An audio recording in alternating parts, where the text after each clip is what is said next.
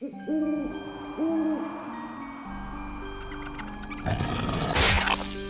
live again. 1997's Blood was built on the same technology that powered Duke Nukem 3D. And while it may not have had as much of a lasting impact, it has become a bit of a cult classic. But what many fans may not know is the fascinating journey it took during its early development. So today we'll be diving into the development history of Blood.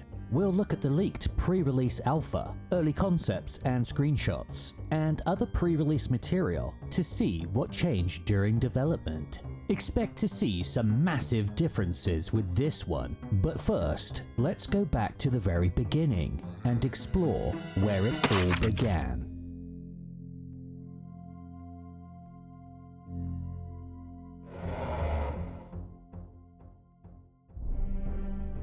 The original concept for Blood first emerged when Nick Newhard and Jason Hall brainstormed ideas for a fantasy game inspired by Gauntlet. They decided to explore the possibility of using the build engine, and with the backing of Apogee Software, were able to establish a new development office, which would become known as Q Studios.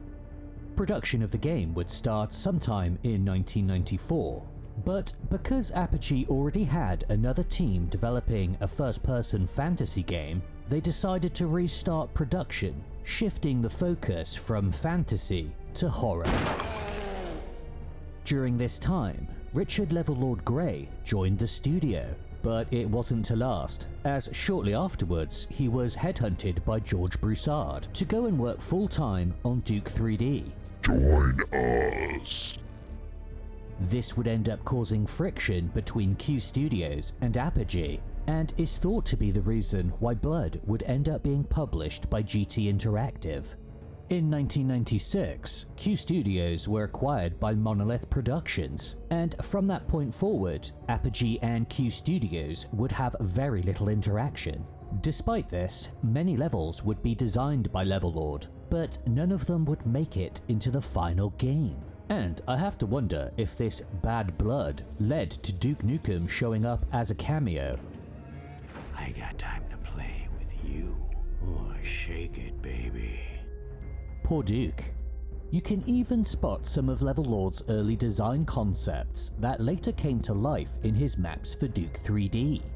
Take the level GM Madness, for instance, which is a clear precursor to the Teardrops level seen in Duke 3D. The unique twist of this level is that the contents of the central room change based on which door you choose to enter. Anyway, sometime during development, the source code for the game was leaked online by a computer repair shop technician. This would have been a huge blow to the development team and caused their publisher to have a complete meltdown. Monolith would settle the issue in court, but the damage was done. The game was already on the internet, albeit in a very unfinished form. This leaked prototype of the game would be dubbed the Blood Alpha, and it features a horde of differences, so let's take a look.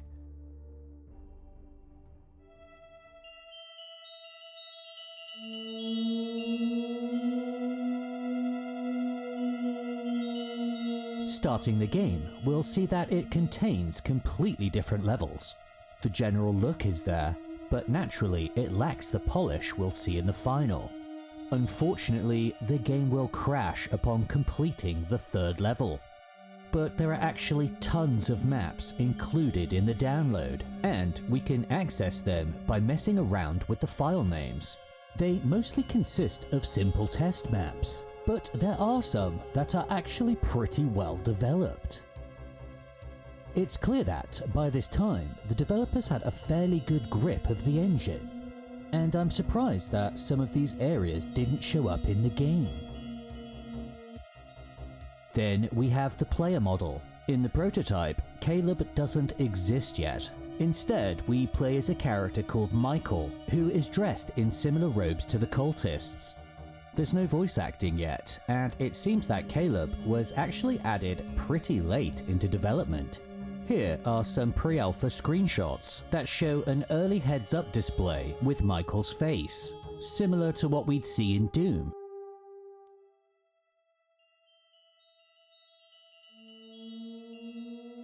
Gnarly. There are also a few noticeable differences in how the player character moves. For instance, we'll see that in the prototype you don't jump as high, and the final has some cool extra animation that really sells it.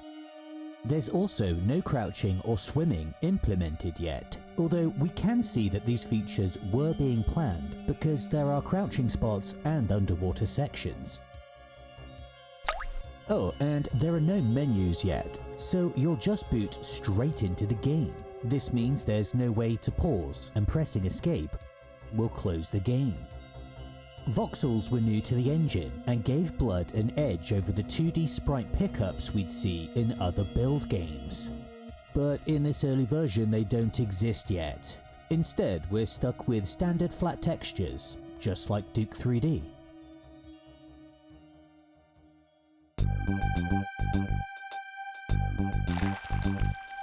Much of what made Blood unique can be credited to lead artist Kevin Killstrom, who was responsible for the vast majority of the artwork, including concept art, designing the weapons, sprites, and textures. But I think a special mention must go to how he created the enemies. To do so, he made his own stop-motion puppets, which I'm sure you'll agree look both awesome and terrifying in equal measure. Unfortunately, a lot of these models are falling apart due to their age, but if I can find pictures of them, I'll be sure to show you. First up, let's look at the model that was used to create the cultists. Talk about a face only a mother could love. And likely due to the fact that the player was originally meant to be a cultist, there are a bunch of unused animation sprites for this enemy. Specifically, we have sprites meant for crouching, and also for firing while crouching. Then there's also some graphics for a jumping animation, which are also present in the final game, but go unused. Sometime before the alpha, the zombie went through a redesign. Originally, it was much skinnier and had no weapon. Here we can see the original models. Some early sprites based off this model were shared online, but they're pretty low quality. Even so, it gives us an idea about how they may have appeared in the game.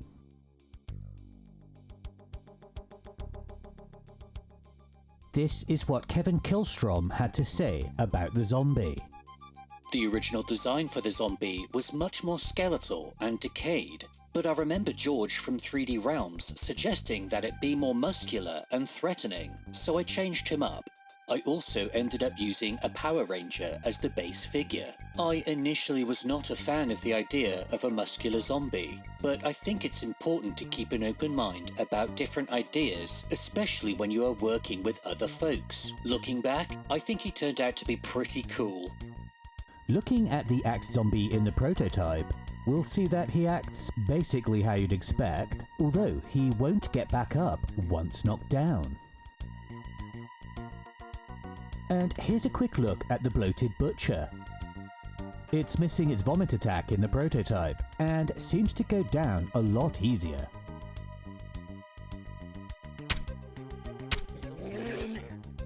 At first glance, phantasms appear to be the same, but if we look closely, there are some subtle differences between the two. They don't have any AI in the alpha, but you will find them placed in some levels. Here are some sprites I've found that predate the alpha that show a different design. Looking at the sprites of the gargoyle, they're very similar, but were definitely touched up before release and given some more shading and red eyes. They also have a brief animation when coming to life, which goes unused in the final game. Instead, they just come straight to life, giving you very little time to react. As you can see, they were made a lot more aggressive in the final.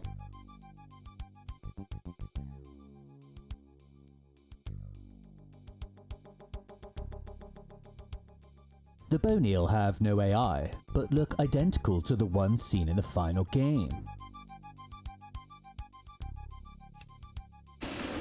In the prototype, they have a bunch of extra sprites that seem to suggest they may have been able to burrow in and out of the ground.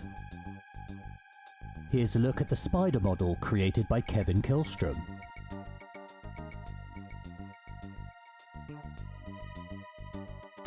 The three types of spider are all here, but all of them share some unfinished AI, and they're missing any delirium or blinding effects. The mother spider doesn't spawn baby spiders, and instead will charge at the player, despite not being able to do any damage.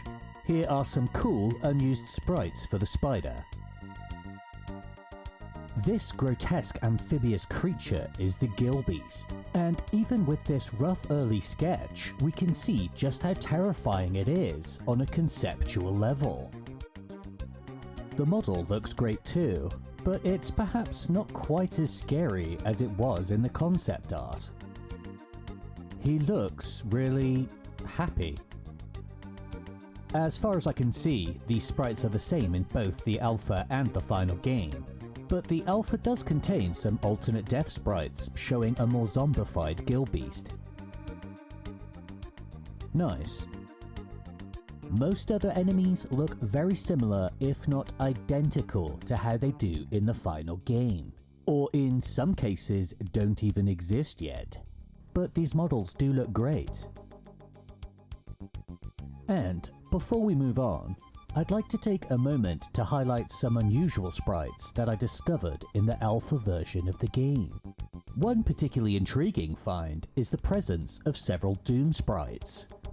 This raises questions about their purpose. Were they used as placeholders during development, or perhaps as inspiration for the design of certain enemies? Either way, it's cool to consider how they may have influenced the game. Then there's also this in the tile set. I couldn't help but look it up for the sake of researching this video, and it turns out it's former Baywatch star and Playboy playmate, Donna D'Errico.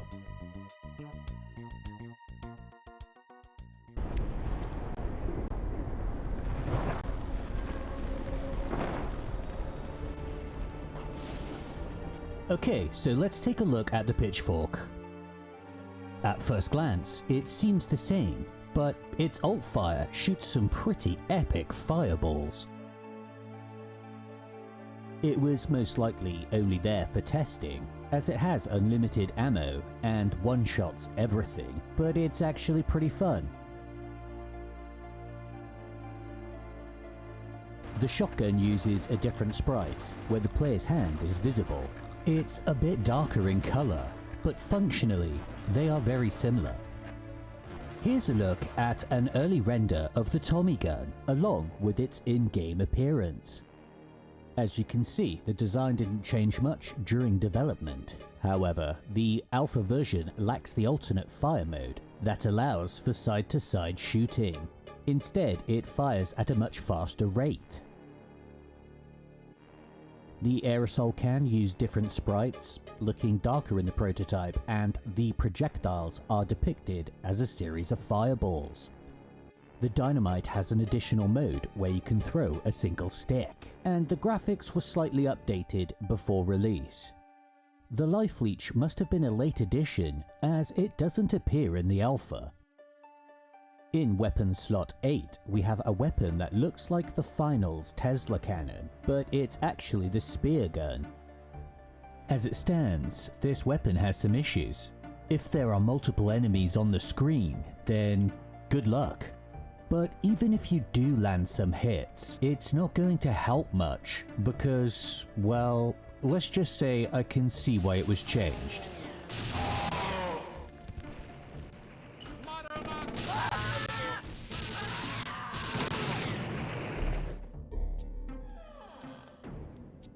The voodoo doll has one of my favourite differences. In the final game, its alternate fire causes huge amounts of damage, but uses up all its ammo. In the prototype, however, the alt fire will cause enemy infighting, which is a cool concept in my opinion. The napalm launcher's pickup sprite simply says Shadow Gun, but when picked up it's called the Ecto Blaster. Unfortunately, the weapon doesn't work yet, but it's said that at this point in development it was going to shoot skulls. And here we can see some subtle differences in its design, most notably this wire that goes into the player's hand. Then we have a scrapped mechanic called Bloodlust, where each time you kill an enemy, it would add a notch to your Bloodlust meter. Once full, you'd turn into a werewolf-like creature called the Beast. In this temporary form, you'd lose the ability to shoot guns, but to make up for it would become much faster and stronger, and attack using your claws. In 2014, Nick Newhard had this to say about the scrapped mechanic. We sort of had it working, but we actually cut it because it kind of sucked in melee combat and didn't contribute to the fun. It was one of those things that sounded great on paper, but failed in gameplay. Unfortunately, it doesn't work, but it's cool to see what it looked like.